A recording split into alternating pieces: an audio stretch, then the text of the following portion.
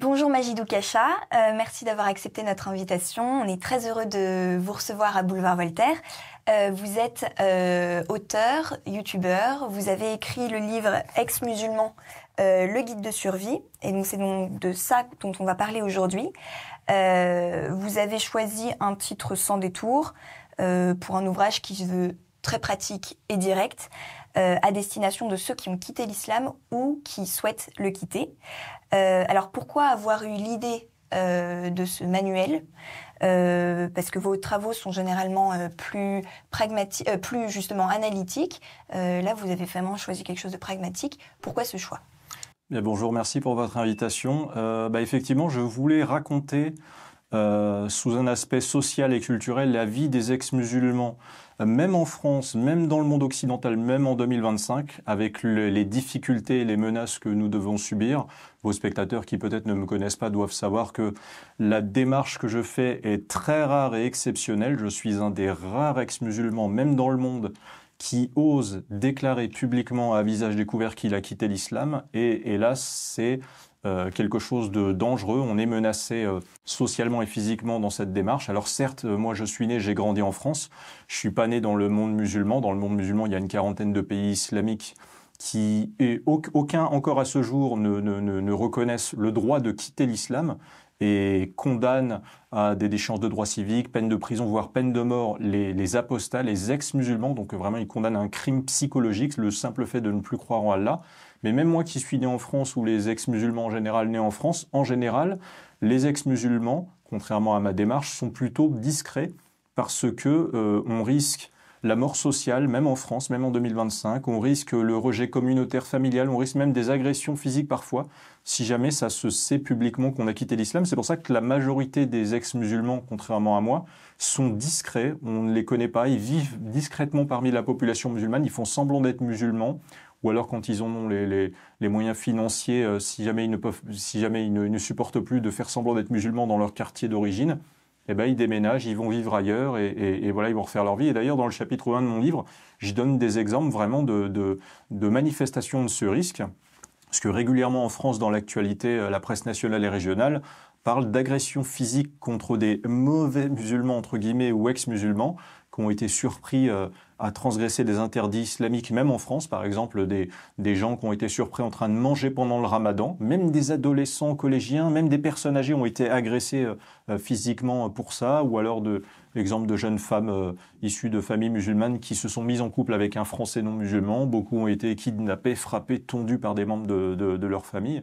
Et effectivement, c'est un peu différent de la démarche de mes précédents livres qui étaient une analyse, qui sont des analyses de textes critiques de mon ancienne religion, l'islam, pour démontrer que l'islam est une religion violente, misogyne, liberticide, parce que, en fait, je voulais montrer la traduction des conséquences de ces textes qui sont, hélas, irréformables d'un point de vue dogmatique, la traduction des conséquences sociales et culturelles dans la vie des ex-musulmans, même en France, encore une fois, en 2025. Alors justement, pour parler très concrètement de ce que vous dites dans votre livre, parce que vous parlez de réalités que vous connaissez, des situations très concrètes vécues par les anciens musulmans, vous abordez par exemple la question des restrictions alimentaires qui posent problème à ceux qui n'ont pas encore avoué quitter l'islam, à leur famille, à leurs proches.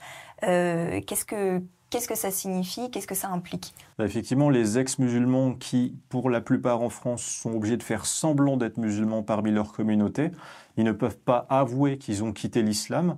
Et en général, s'ils ne l'avouent pas par la parole, le comportement peut potentiellement les trahir. Ce qui veut dire que, par exemple, ils doivent obtempérer à certains interdits qui vous donnent une présomption d'islamité que votre communauté ne vous dénie pas. Par exemple, le fait de respecter le ramadan et de ne pas manger pendant le ramadan devant les autres ou en public, le fait de ne pas manger de porc ou de boire d'alcool devant d'autres musulmans.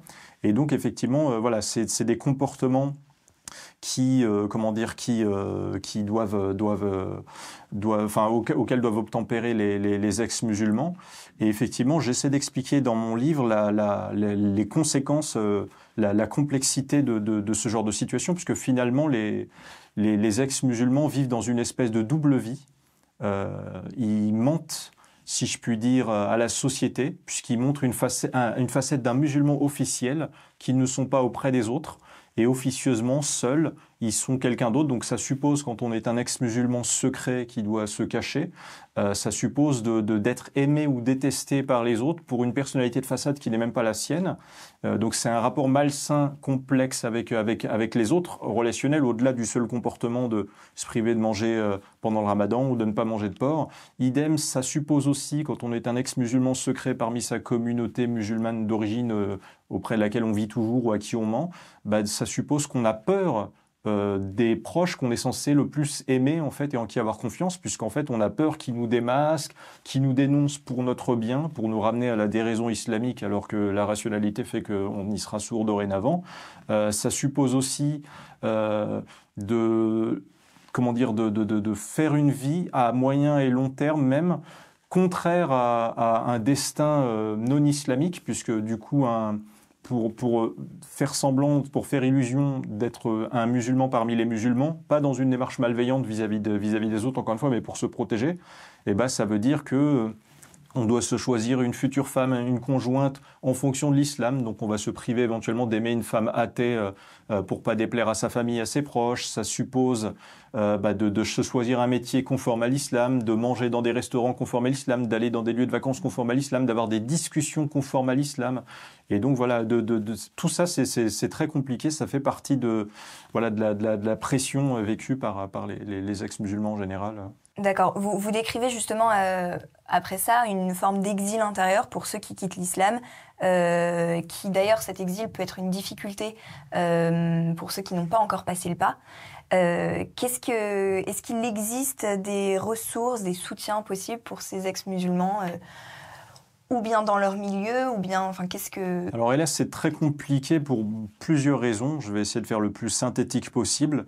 D'abord, si on met de côté le cas des agressions, qui est statistiquement rare, mais quand même une épée de Damoclès permanente pour les ex-musulmans, c'est un problème, la persécution sociale des ex-musulmans, même en France, c'est un problème par rapport auquel l'État et les lois ne peuvent pas tout faire. Parce que d'abord, la plupart des ex-musulmans, ils ont peur de nuisances sociales qui ne sont pas forcément criminalisées en France. Par exemple, ils ont peur du rejet, ils ont peur de la réputation, de passer pour des traîtres, pour des débauchés, ils ont peur de provoquer une crise cardiaque à leurs parents si jamais ils vont leur avouer qu'ils ont quitté l'islam. Et les nuisances de mort sociale ou de pression sociale, pareil, c'est quelque chose difficile à dénoncer à la police, à la justice, parce que par exemple, si vous avez votre communauté musulmane qui a appris que vous avez quitté l'islam et qui vous met la pression pour revenir dans la religion en vous parlant de l'enfer qui vous attend, donc ça c'est pour le cas par exemple de musulmans radicalisés qui considèrent que vous êtes des ennemis, ou même le comportement inverse de musulmans qui vous aiment et qui vous préviennent que vous allez aller en enfer et donc ils veulent pas que vous quittiez l'islam. Dans les deux cas, le résultat est le même. Vous subirez un prosélytisme étouffant matin, midi et soir des musulmans autour de vous qui vous connaissent et veulent vous ramener à l'islam.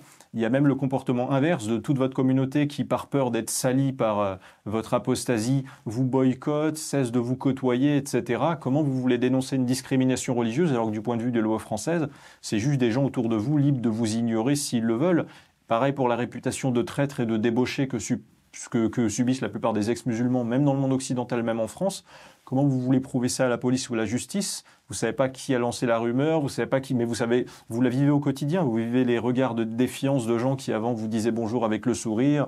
Ça, c'est compliqué. Et également, ce qui est compliqué, c'est de devoir se justifier auprès de ses proches, parce qu'en fait, les dogmes islamiques font tout pour rendre impossible le fait d'expliquer pourquoi on a quitté l'islam. D'abord, la peur de l'enfer. La peur de l'enfer qu'attend ceux qui ne sont pas musulmans, qui ne croient pas en l'islam, fait que si vous voulez vous justifier auprès de vos proches, de votre famille, de votre communauté, eux ont cette peur, un chantage qui les retient à l'islam, même s'ils n'oseront pas l'avouer, parce qu'effectivement ça n'a rien de philosophique de croire en une religion qui vous menace de vous torturer éternellement dans l'enfer. Et ça fait qu'en fait ils sont hermétiques, ils sont difficilement réceptifs à vos arguments, parce qu'ils auraient peur d'en accepter un, de le comprendre et potentiellement de douter et de devenir des ex-musulmans et à leur tour d'être menacés.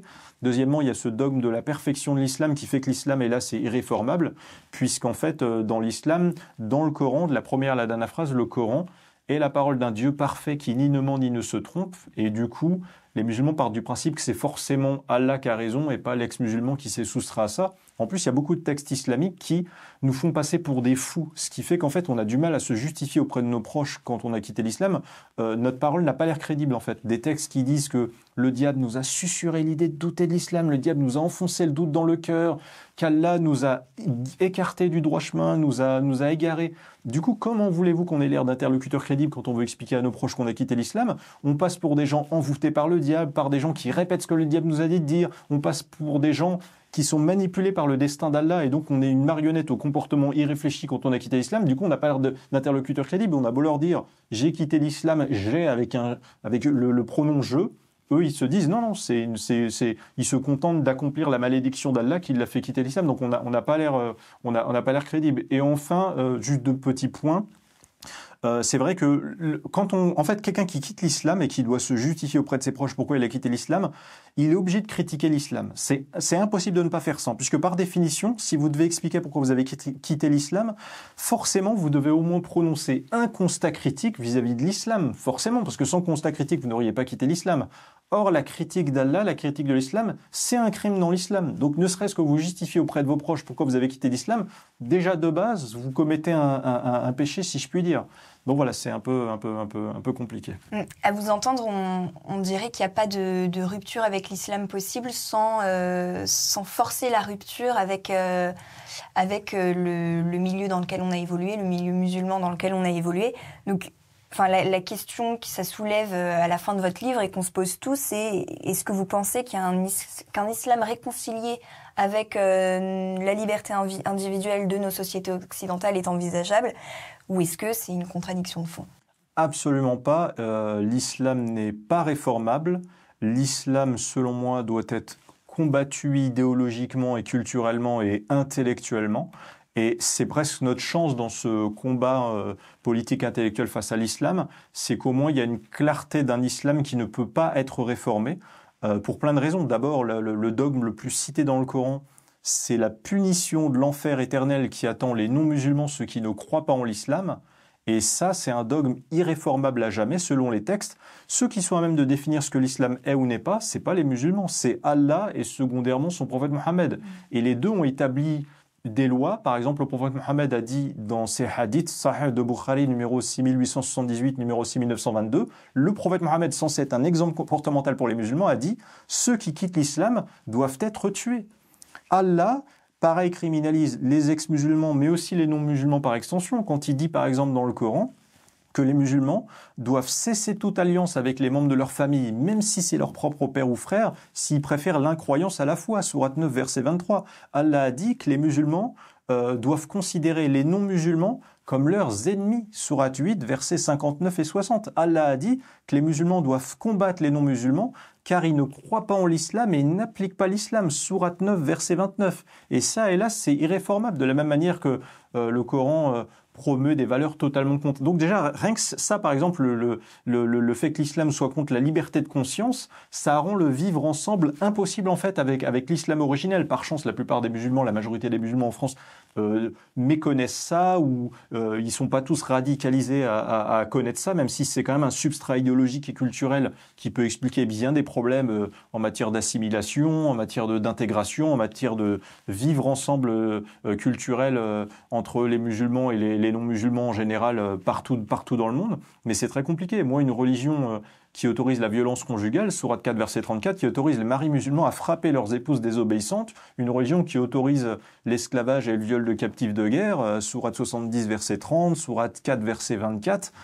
C'est un Dieu qui a dit ça dans un livre sacré, le Coran, qui est valable en tout temps et en tout lieu jusqu'au jour du jugement dernier. Les humains musulmans pléonastiquement faillibles ne peuvent pas remettre en cause ça parce que Allah a dit dans le Coran que ces versets du Coran sont un témoignage parfait, sourate 11, verset 1, et il a dit lui-même qu'il est le meilleur des juges, sourate 7, 87, verset 87, d'où des musulmans humains faillibles peuvent remettre en cause le point de vue juridique, la souveraineté des lois sur terre établie par le meilleur des juges qui vous propose un Coran parfait. C'est pas possible. Donc, hélas, l'islam est irréformable. J'aimerais bien, pour conclure, tenir un discours positif et dire oui, il faut essayer de réformer l'islam, etc. Non, pas du tout. Et d'ailleurs, les islamistes n'attendent sans doute que ça, que ce soit une espèce de cheval de Troie ce fameux islam modernisé. Mais non, il faut dire clairement les choses. L'islam n'est pas réformable, il doit être combattu d'un point de vue intellectuel, d'un point de vue idéologique. Et moi, c'est ce que je m'attelle à faire à la fois dans ce livre, dans mes vidéos sur YouTube en général. Voilà, je fais vivre cette critique de l'islam très rare parce qu'on est très peu nombreux à oser le faire. Et effectivement, c'est dangereux pour sa vie, c'est risqué, mais moi, c'est ma manière à moi voilà, de faire vivre ça dans le débat public français, la critique nécessaire de mon ancienne religion. Très bien. Bah, écoutez, merci beaucoup Majidou Kacha d'avoir accepté notre invitation, de nous avoir parlé de votre livre, donc Ex-musulman, le guide de survie qui est publié aux éditions Libertaria. Si vous avez aimé la vidéo, n'hésitez pas à la liker, à la commenter et à la partager. Et n'hésitez pas à vous rendre sur notre site bvoltaire.fr où vous pouvez retrouver gratuitement tous nos articles.